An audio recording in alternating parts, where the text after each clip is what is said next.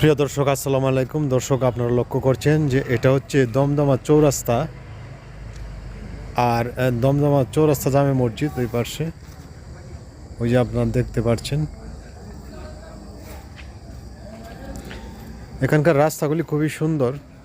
রাস্তায় বড় ধরনের কোনো গাড়ি নাই, বড় ধরনের বাস বা ট্রাক পরিবহনগুলি খুব কম, প্রয়োজনে খুব কমই আসা যাওয়া করে। আপনারা লক্ষ্য করছেন অটো বা হুন্ডার এগুলি বেশি, বা মাঝে মধ্যে সিএনজি পাওয়া যায়। ধন্যবাদ সবাইকে, আল্লাহ হাফেজ।